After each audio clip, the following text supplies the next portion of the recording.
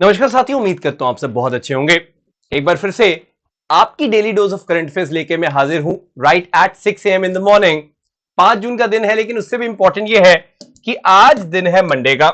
तो मंडे के लिए एक छोटी सी मंडे मोटिवेशन है मेरे पास।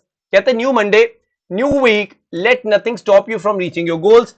सो आपको कोई भी चीज आए आपके रास्ते में, उसको अपना जो भी आपका वीक का प्लान है उसके बीच में बाधा बनने नहीं देना है। It can be any distraction for that matter.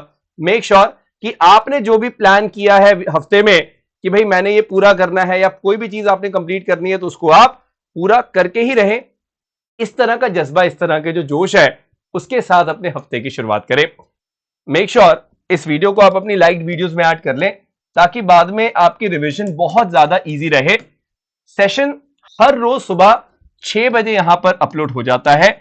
आपकी मर्जी, आप दिन में कभी भी देखें, that is totally up to you. Right in the morning सबसे पहले सबसे सटीक करंट अफेयर आपको यहां पे टेक्स्ट बुक सुपर कोचिंग पे CDS CAPF एफकेट चैनल पे मिल रहा है। तो आई एम श्योर आप लोग इसका भरपूर फायदा जरूर ले रहे हैं। सेशन अच्छा लगे तो शेयर करें, और इसकी PDF के लिए आकाश संदेव टेक्स्ट बुक पे जाना ना भूलें। एक टेलीग्राम चैनल है, सर्च करेंगे आपको आराम से मिल जाएगा। शुरू करते हैं आज के करंट अफेयर्स की। आज दिन ही कुछ खास है। 5 जून का दिन है, जो कि हम लोग वर्ल्ड एनवायरनमेंट डे के रूप में मनाते हैं। लेकिन इससे पहले कि मैं वर्ल्ड एनवायरनमेंट डे की बात करूं, मैं आपको बताना चाहूंगा कि UNEP, जो आप यूनाइटेड नेशन एनवायरनमेंट प्रोग्राम की बात करते हो, वो 5 जून 1972 को बनी थी। तो उसी का जो फॉर्मेशन है, क्योंकि वो बनी थी स्टॉकहोम कॉन्फ्रेंस के बेसिस पे, United nation Stockholm conference on the human environment जो थी, उसके बेसिस पे बनी थी। तो उसी को हम लोग सेलिब्रेट करते हैं, और UNEP के 50 साल भी पूरे हुए हैं। तो आप कमेंट करके बता दो कि UNEP के हेडक्वार्टर्स कहां पर हैं।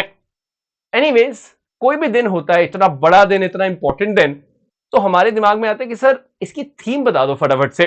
तो थीम मैं बता रहा हूं, इस बार थीम 2023 की है बीट प्लास्टिक पोल्यूशन। बहुत आसान, बहुत सटीक थीम है। 5 जून का दिन है और ये इसकी थीम है। और आपको भी पता है कि प्लास्टिक जो पोल्यूशन है, इतना बड़ा इशू बन चुका है, इंसानों से लेके जानवर तक हर कोई इससे परेशान है।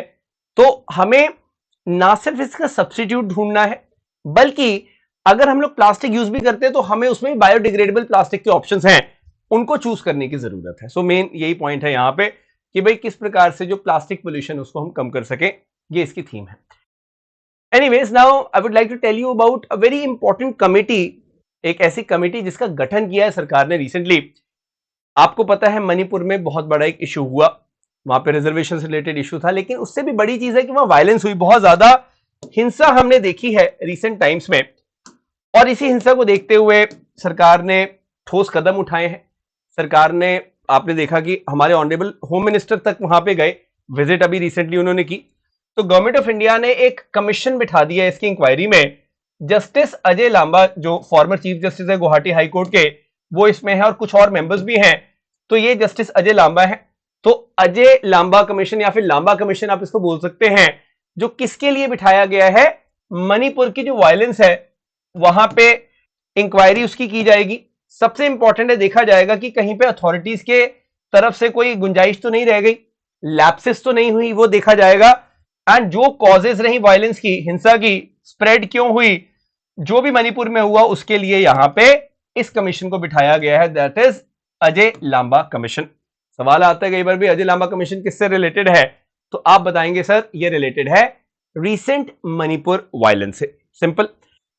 अभी आपने सुना होगा, हमने देखा जस्टिस एक थे जो अडानी हिंडनबर्ग इशू हुआ, उसके लिए भी एक कमेटी बनाई गई थी। वो आप बताएंगे मुझे कमेंट करके कि कौन सी कमेटी थी वो आप बता सकते हैं। एनीवेज, आगे हम लोग बढ़ते हैं बेटे। Now I would like to tell you about a very interesting issue, काफी इंपॉर्टेंट इशू है। अगर हम कई बार ईरान और अफगानिस्तान की बात करते हैं, इनके रिश्ते बहुत ज्यादा स्पेशल हैं, वो मैं आपको बताऊंगा स्पेशल क्यों है। ये देखिए, ये इनका बॉर्डर है जो लगभग 921 किलोमीटर का बॉर्डर है। तो काफी लंबा बॉर्डर शेयर करता है ईरान और अफगानिस्तान, ये आपको दिख रहा होगा। अभी रिसेंटली हमने इसके बॉर्डर पे भी क्लैशेस सुनी है, वो क्यों हुई है वो मैं आपको बताऊंगा। लेकिन पहले मैं इनके आपस के रिश्ते बताता हूं, बड़े मजेदार हैं। पहले तो जब तालिबान पार में नहीं आया था, ईरान की गवर्नमेंट के उनसे बहुत अच्छे ताल्लुकात थे। लेकिन जब से तालिबान पार में आया है अफगानिस्तान में, तब से रिश्ते थोड़े से फीके पड़ गए हैं, ये यहां देखने को मिला। एनीवेज, रीसेंट इशू क्या है वो मैं आपको बताना चाहूंगा। ईरान और अफगानिस्तान जो है उनका कंफ्लिक्ट है related to the water resource distribution from Helmand river. यहां पे एक नदी है जिसको हम हेलमंड बोलते हैं, ये देखिए अफगानिस्तान की तो लाइफलाइन है हेलमंड, इस तरह से बहती है और एंड में जाके यहां पे एक लेक बनाती है जो कि ईरान और अफगानिस्तान के बॉर्डर पे पड़ती है। अगर मैं और आपको अच्छे से मैं आप दिखाऊं, ये देखिए, तो हेलमंड आई इस तरह से अफगानिस्तान में और ये लश्करगाह वगैरह से होते हुए जरा से होते हुए यहां पर ही जाती है। अब देखिए यहां पर ईरान और अफगानिस्तान का जो बॉर्डर है, यहां पे भी हमून हेलमंड, ये तो ये जो हमून बन रहा है बेसिकली इसकी वाटर शेयरिंग का एक बहुत बड़ा इशू है जो कि आज से नहीं बहुत देर से चल रहा है, और इसी की वजह से बॉर्डर के ऊपर तालिबान ट्रूप्स और ईरान के जो गार्ड्स हैं उनका क्लैश हुआ है। क्वेश्चन में क्या है, ईरान और अफगानिस्तान तो है, लेकिन जो रिवर है आपको पता होना चाहिए हेलमंड रिवर कहां की है, अफगानिस्तान की, और ये खत्म कहां पे हो रही है, टर्मिनेट हो रही है ईरान अफगानिस्तान के बॉर्डर पे। तो बस ये आप याद रखिएगा कि लेक हमून जो है वो इसकी वजह से ही तैयार होती है, ये हमूने हेलमंड बोलते हैं इसको इस तरह से। तो आप यहां पे देख सकते हैं बहुत ज्यादा इसका इशू है। मतलब बेसिकली तो जो हेलमंड रिवर है वो काफी ज्यादा लेक्स बनाती है, लेकिन ये हमून जो है ये बहुत खास लेक है। 1973 यानी कि 50 साल पहले भी इनका कोई एग्रीमेंट साइन हुआ था, लेकिन उसको किसी ने अच्छे से माना नहीं, इसकी वजह से अभी ये क्लैश देखने को आपको मिल रहे हैं अफगानिस्तान और ईरान के बीच में। सो ये बहुत इंपॉर्टेंट जियोपॉलिटिकल इशू है, आपको पता होना चाहिए। नेक्स्ट वन, अब ये एक सॉल्ट केव है, सॉल्ट केव नमक की पूरी केव है ये। इस तरह का जब हम स्ट्रक्चर देखते हैं तो हमारे दिमाग में आता है भी यहां पे सॉल्ट एक्सट्रैक्शन हो रही होगी, लेकिन यहां पे सरकार के दिमाग में कुछ और चल रहा है, उसके ऊपर मैं थोड़ा सा प्रकाश डालना चाहूंगा। बहुत इंपॉर्टेंट है वो चीज। गवर्नमेंट की आपको पता होगा एक बॉडी है, एक कंसल्टेंसी फर्म है, that is engineers India limited, EIL। वो प्रोस्पेक्ट्स देख रही है फिजिबिलिटी के of developing soiled cavern based strategic oil reserves इन राजस्थान। ये बहुत बड़ी चीज है। नॉर्मली जो भी स्ट्रेटेजिक ऑयल रिजर्व्स होते हैं उनको हम लोग रॉकी एरिया में बनाते हैं, जैसे रॉक होती है ना नॉर्मल चट्टाने, उनको काटते हैं उसके अंदर ऑयल रख देते हैं। लेकिन यहां पे इनके दिमाग में आ रहा है cavern based strategic oil reserves India के लिए। क्या ये पहले कभी किया गया? ऑफ कोर्स अमेरिका के पास ऐसे बहुत टेक्सास में ऑयल रिजर्व्स पड़े हुए हैं। क्या इंडिया में ऐसा पहले हुआ है? जी नहीं। इंडिया में हमारे पास जो भी ऑयल रिजर्व्स हैं वो रॉक के अंदर ही हमने डाले हुए हैं, जो स्ट्रेटेजिक ऑयल रिजर्व्स है।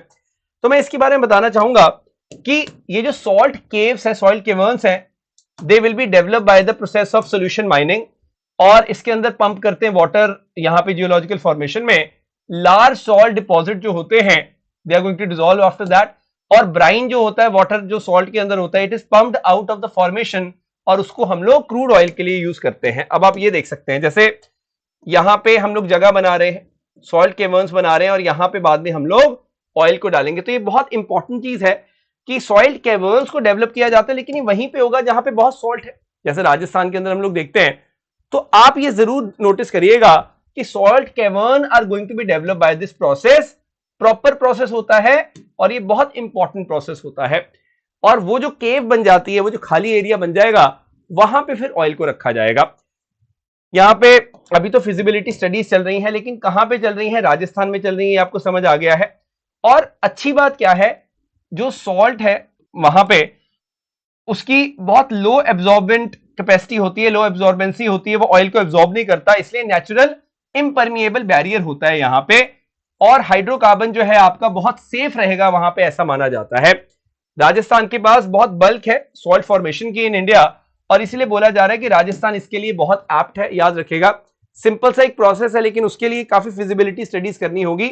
और ये आप याद रखिएगा, ये फैसिलिटी बहुत वेल सील्ड रहेगी, एंड यहां पे आराम से ऑयल को डाला जा सकेगा और निकाला जा सकेगा। ऑयल रिजर्व तो जानते हो ना क्या है, कि हमने ऑयल क्रूड ऑयल ले लिया या अपने देश से निकाला, उसको हम सेफली कहीं पे रख रहे हैं बचाकर, जब भी जरूरत पड़े हम यूज करेंगे। तो इस तरह का कुछ आपको देखने को मिलेगा। एक चीज आप नोटिस करना, ऐसी केव्स बनती हैं यहां पे, सरफेस फैसिलिटीज होती हैं, वो पंप भी कर देती हैं, वहां निकालती भी हैं उसको। एंड यूएस के अंदर एक जगह है, उनकी स्टेट है टेक्सास, ये गल्फ ऑफ मेक्सिको पे, वहां पे इस तरह का आपको पूरा ये देखने को मिलता है। टेक्सास के अंदर काफी इस तरह की सॉइल केवर्न्स इन्होंने डेवलप की हुई है ऑलरेडी। तो आप याद रखना, टेक्सास, लुइसियाना में, दोनों में आपको ये देखने को मिलता है ऑलरेडी। तो ये क्या है, ये बेसिकली सॉल्ट डोम बेस्ड है पूरा का पूरा, मतलब यहां पे जो भी सॉल्ट अवेलेबल है इन्होंने उसको यूज किया है स्ट्रेटेजिक ऑयल रिजर्व्स बनाने के लिए। सो ये पहली बार नहीं है कि इंडिया कर रहा है, यूएस ऑलरेडी कर चुका है। अगर मैं बोलूं इंडिया के ऑयल रिजर्व्स कहां पे है बेटे, तो पडूर मंगलुरु जो कर्नाटका में और विशाखापट्टनम जो कि आंध्र प्रदेश में ये एग्जिस्टिंग है। अभी एक पाइपलाइन में है हमारा चांदी खोल वाला उड़ीसा में, ये चौथा बनेगा। तो आप याद रखना जितने भी हमारे ऑयल रिजर्व्स हैं स्ट्रेटेजिक, वो कहां पे हमने रखे हैं, रॉक केवर्न्स में रखे हैं। सॉइल केवर्न्स वाला जो प्रोसेस है वो अभी हमने एक्सप्लोर करना है। सो आई होप आपको पूरी क्लैरिटी यहां पे मिल गई है। काफी ज्यादा ये चीज न्यूज में थी इसलिए मैंने यहां पे डिस्कस ये कर ली है। कोई डाउट होता है तो कमेंट करके मुझसे पूछ लेना, I always reply to your comments. अब यहां पे एक जगह है भद्रेवा, डोडा डिस्ट्रिक्ट में, जो कि बहुत न्यूज में है। यहां पे आप देखते हो जम्मू एंड कश्मीर में वी हैव गॉट भद्रेवा। आपने ये तो जरूर सुना होगा, we have got council of scientific industrial research, CSIR, Indian institute of integrated medicine. ये जो अरोमा मिशन है उसके अंदर बहुत ज्यादा इन्वॉल्व है। CSIR अरोमा मिशन की हम बात करते हैं, फूलों की खेती करने की बात करते हैं। वहां पे भद्रेवा जो है वो एक लेवेंडर कैपिटल बन के उभरी है। सवाल आपको सिंपली आता है कि कौन सी जगह को लेवेंडर कैपिटल बोला गया, it is Bhaderwah which is located in the Doda district of Jammu and Kashmir. ये नोट कर लो, एग्जाम में डायरेक्टली आ सकता है। लेवेंडर जो कि एक फूल है, यहां पे किसानों ने बहुत उगाया है और उससे बहुत पैसे भी कमाए हैं। मैं बताता हूं कैसे। एक किसान जो नॉर्मली 40 से 60 हजार कमाता था साल का पर हेक्टेयर, अब वो 3.5 लाख से 6 लाख तक भी कमा पा रहा है। It is the magic of lavender cultivation. वहीं पे हमने क्या देखा है, लेवेंडर ऑयल से भी इन्होंने काफी ज्यादा पैसे कमाए हैं। लेवेंडर ऑयल की कैपेसिटी बहुत ज्यादा बढ़ चुकी है ओवर द ईयर्स। और आपको बस ये चीज ध्यान में रखनी है कि लेवेंडर के बहुत सारे प्रोडक्ट्स हैं जो कि अरोमा मिशन के अंदर ये बना रहे हैं। इसको पर्पल रेवोल्यूशन का भी नाम दिया है हमने, क्योंकि लेवेंडर पर्पल कलर का होता है, इसलिए हम इसको पर्पल रेवोल्यूशन भी बोलते हैं। कहां पे, भद्रेवा। कल के करंट अफेयर में मैंने आपको किश्तावर के बारे में बताया था, वहां पे प्रोजेक्ट्स के बारे में बताया था। आज हम इसकी बात कर रहे हैं। तो हमेशा I always try to bring out the best. जैसे PIB वगैरह पे आता है कुछ, तो मैं आपको डेली करंट अफेयर में बताता हूं। अब न्यूज में बहुत ज्यादा आ रहा था BBIN। पहले तो आप एक चीज देखें, अगर मैं यहां पे एक इंडिया का मैप लेता हूं, इसको थोड़ा सा मैं यहां जूम करता हूं ऐसे, तो आपको ये पता चलता है ये जो जोन है ये बहुत इंपॉर्टेंट जोन है। ये वाला यहां पे क्या है, इंडिया भी है, भूटान भी है, नेपाल भी है और बांग्लादेश भी है। आप देख सकते हैं इस जोन को। तो इस जोन को हम लोग क्या बोल सकते हैं, जोन को हम लोग बोल सकते हैं BBIN जोन। तो यहां पे आप देख सकते हैं मतलब ये काफी सारी कंट्रीज हैं एक साथ ये, और इनका इंटीग्रेट होना अलग अलग जो मुद्दे हैं उस पर बहुत ज्यादा जरूरी है। तो मैरीटाइम डेवलपमेंट अगर करनी है बे ऑफ बंगाल एरिया में, और भूटान, बांग्लादेश, म्यांमार, नेपाल अगर मिल जाते हैं तो ये बहुत ज्यादा इंपॉर्टेंट चीज है, याद रखना। वैसे तो हम लोग ये पूरा एक एस्पेक्ट जो है इसको अच्छे से देखते हैं, ये बात आप नोटिस करिएगा कि we have to always understand कि इनका पोटेंशियल बहुत ज्यादा है, और ऊपर से इंडिया एक्ट ईस्ट पॉलिसी जो अपनाता है वो बहुत इंपॉर्टेंट है। So we always have to understand this thing that neighbouring countries जो भी है इंडिया की, अगर हम लोग उनको इंटीग्रेट करते हैं so it is always a good thing. तो पहले म्यांमार को इतना हम BBIN में नहीं मानते थे, लेकिन अब उसको थोड़ा सा इंटीग्रेट कर रहे हैं हम लोग एक्ट ईस्ट से, तो ये बहुत ज्यादा इंपॉर्टेंट हो चुका है। बस मेन बात यही है कि हम बे ऑफ बंगाल के अंदर एक एक्टिव कोऑपरेशन चाहते हैं, मैरीटाइम सेक्टर भी डेवलप होगा, ट्रस्ट भी डेवलप होगा, ये हमारा एक बेसिक आइडिया है। तो ये कोलकाता पोर्ट के ऊपर इन्होंने स्टेक होल्डर्स की एक मीटिंग की थी, वहां पे ये लोग आए थे। समझ आ गया जी इतना? तो ये बहुत सिंपल सा एस्पेक्ट था जो मैंने आपको यहां पे बताया। आगे हम लोग बढ़ते हैं, तो जाम्बिया का एक नेशनल पार्क है वो बहुत ज्यादा न्यूज में था। We could see that it was all over the news, and that is known as Kafue National Park. अब पहली बात तो जाम्बिया कहां पे है, यहां पे है, एक लैंडलॉक कंट्री है बेटे, एकदम यहां पे साउथ अफ्रीका वाली साइड पे है। और वहां पे रिसर्जेंस हमने देखी, लॉयन लेपर्ड प्रोडक्शन जो पॉपुलेशन है रिसेंट टाइम्स में, एक इंटरनेशनल ऑर्गेनाइजेशन है उसने इसको रिपोर्ट किया है। मैं आपको बताना चाहूंगा कि इन्होंने काउंटर पोचिंग ऑपरेशन तो किए ही हैं, लोगों को शिकार करने से रोका है, ऊपर से टेक्नोलॉजीज का यूज किया है, जैसे कि smart technology, special monitoring and reporting tool, earth ranger को यूज किया है इन्होंने, बहुत सर्वेलेंस अच्छी की है, जिसकी वजह से हम वाइल्ड लाइफ यहां पे देख रहे हैं थ्राइव कर रही है। जो भी खतरे में थी वाइल्ड लाइफ वो अब अच्छी होकर उभर रही है। तो सवाल आता है, काफू National park was in a lot of news, ये कहां पर लोकेटेड है? तो आप बोलोगे सर जाम्बिया। जाम्बिया के अंदर काफू नेशनल पार्क जो है बेस्ड है। In fact if you look at the map of Zambia, तो यहाँ पे बहुत बड़ा ये एरिया है, काफी नेशनल पार्क आप यहाँ देख सकते हैं, इट इज मैसिव। और जाम्बिया आप देख सकते हैं नमीबिया के पास ही है, नमीबिया बोट्सवाना के एकदम नॉर्थ में आपको पड़ते हुए दिखाई देगी। This is how it is, तो you can have a look, ये जाम्बिया है। और यहाँ पे we have got this Kafue national park, जो बहुत इंपॉर्टेंट है, बहुत ज्यादा न्यूज में भी था, that's the reason we are basically talking about it. तो मतलब कोई भी नेशनल पार्क इस तरह से बहुत न्यूज में आता है, तो हमें थोड़ा बहुत उसके बारे में आइडिया जरूर होना चाहिए।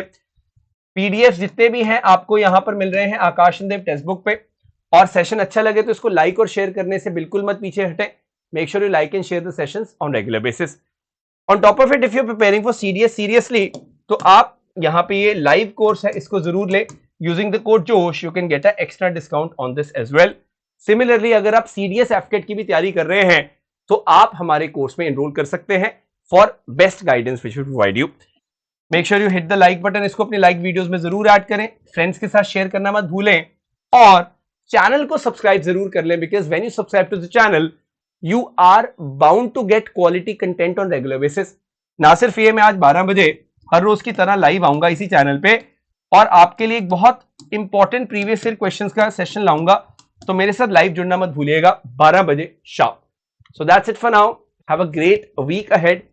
इस तरह से हर रोज इस सेशन के साथ जुड़े रहें, क्वालिटी कंटेंट कंज्यूम करते रहें, और अपनी तैयारी को बूस्ट करते रहें। Thank you so much, have a great day.